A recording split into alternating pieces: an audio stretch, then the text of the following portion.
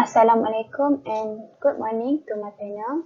Today I want to present about my PSM, a review of calcination temperature for sugarcane bagasse as a placeholder material toward feedstock flow ability in metal injection molding. My name is Norma Sarah binti Muhammad Nasir and my supervisor Prof. Madya TS Dr. Muhammad Halim Iwan bin Ibrahim, and to my panel Dr. Ramzul Zairi bin Abdul Rahman and Prof. Madya IR Dr. Law Chengi. Okay, this is my presentation outline: introduction, material and method, result and discussion, and last conclusion. For my introduction, I want to introduction about the metal injection molding.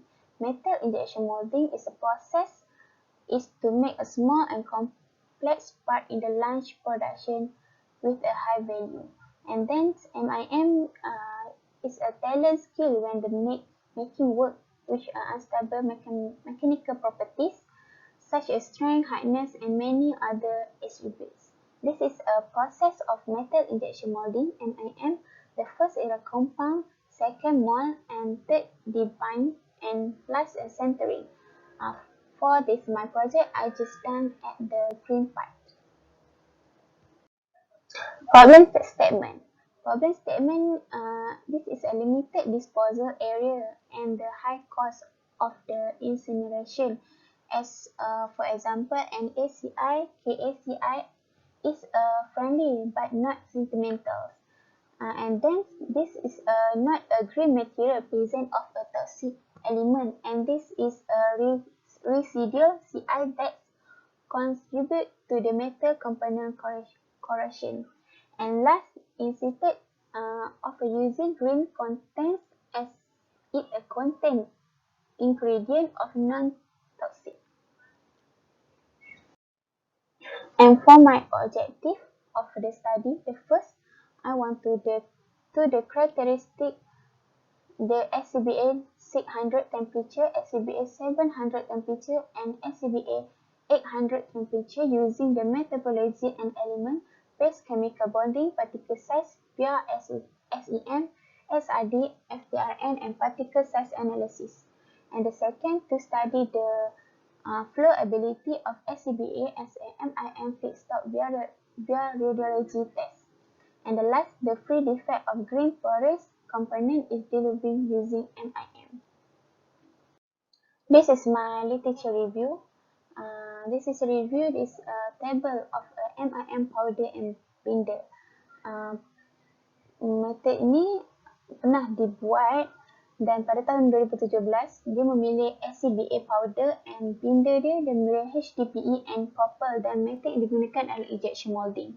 Pada tahun 2015 dia menggunakan rush hard dan binder dia pun adalah UF dan PF dan menggunakan compressing molding.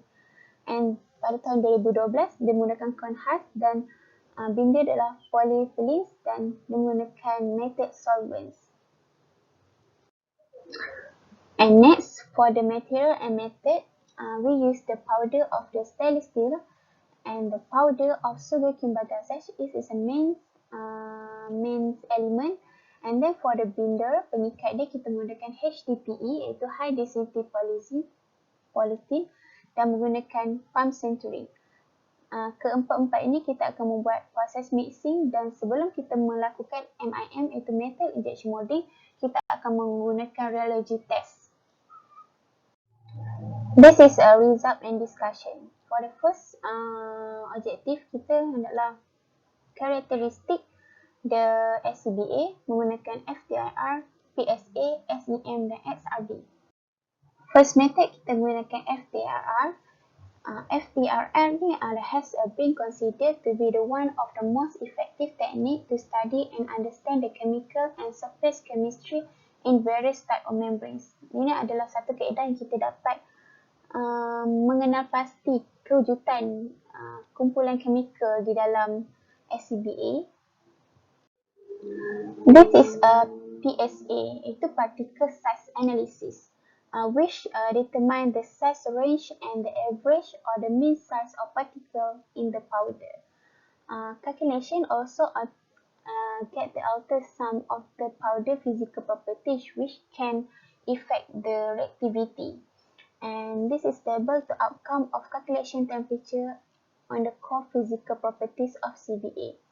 This is we can see the calculation temperature, makin tinggi calculation yang kita bakar, semakin tinggi dia punya unit mass of the SCBA.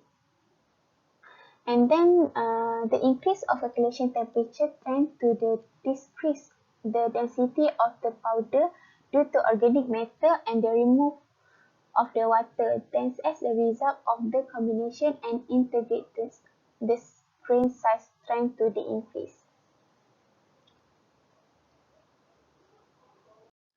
Dan seterusnya SRD. SRD ni adalah untuk identification of the silicon material and can provide information on the unit cell dimension. So dapat kita lihat di table ini, pada suhu 600 dia dapat mengesan dan dapat mengembangkan polygenic activity sehingga dapat mencapai 84% kandungan silika yang terdapat. Dan pada suhu 800 pula dia menurun daripada mengesan polygenic activity. Ini adalah result untuk SEM. SEM ni result kita dapat melihat menggunakan teleskop, itu dapat melihat zarah-zarah yang terdapat dalam SCBA dan dia akan mengeluarkan ciri-ciri kimia yang terdapat di dalam material tersebut seperti Si, oksigen, Ca, karbon. Dia akan mengeluarkan ciri-ciri yang tempat kita pilih untuk kita keluarkan ciri-ciri ni. Okey, pada mixing proses ini kita hendaklah mengetahui time, temperature, parameter yang kita perlukan, shape, binder composition, and shear rate as powder lead untuk menghasilkan homogeneous of the binder and the powder is essential for successful injection molding. The effective application of injection molding to be binder powder system can be justified by recognizing the system's rheological characteristics. And sebelum kita melakukan metal injection molding, kita hendaklah melakukan rheological test. Rheological test ini untuk menghasilkan viscosity. Viscosity is one of the key parameter for the process optimization. The optimization injection molding characteristic we found to be a feedstock which a strong homogeneous, strong reliability, high flow activity index, low energy activation, and good parameter moldability. The final particle size show the lower sensitivity of the viscosity to the temperature. Since the flow behavior of the feedstock in molding cannot depend solely on the rheological test, in particular, the control of the quality of the grain part and the rheological properties of both the binder and the feedstock are one of the key characteristics of the production of the grain part with a uniform density and without defects. Pada rheological test ini kita akan study tentang flow ability yang kita akan gunakan untuk metal injection molding. Flow ability itu maksudnya termasuk dalam parameter suhu yang digunakan dan bentuk yang digunakan. And the last part is a metal injection molding. Metal injection molding adalah satu metod yang kita boleh menghasilkan barang yang kecil, complex and a precise part the shape near net shape. Actually fine powder normally small than 20 mm in generally selected with a multi-components binder make up the polymer and other extract. The key focus is to boost the consistency of the powder particle in the mixture binder known as a feedstock. Then mixing is grainy and injection molding into the choose shape. And by the technique of the space solder, MIM can generate complex and open and closed cell metal shape part. And the last, for the conclusion, based on my research, saya dapati calculation can affect the physical property of the powder. Contohnya, pembakaran tidak lengkap akan menghasilkan karbon yang tinggi, dan untuk pembakaran lengkap ini memerlukan masa yang panjang dan abu itu akan menjadi berwarna putih. As the calculation temperature increase, the result ash particle size increase and the specific gravity decrease due to the loss of the organic matter. Pada suhu dan pada kajian saya, pada suhu 600 adalah suhu yang sesuai untuk kita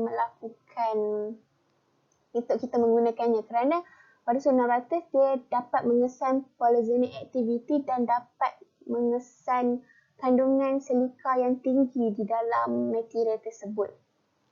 Dan pada suhu yang terlampau tinggi juga dia tidak sesuai seperti 800 sebab dia meleraikan kandungan silika di dalam material tersebut. And rheological behavior of MIM feedstock is indispensable for a good injection molding stage. Dan rheological test ini adalah penting untuk kita membuat MIM proses untuk kita mengetahui parameter flowability yang akan melalui metal injection molding itu. The feedstock was the inverted for the good injection molding phase, and the green part which a uniform density and without defect was made. Dan rheological ini akan menghasilkan green part yang uniform density dan tanpa kecacatan. That's all. Thank you.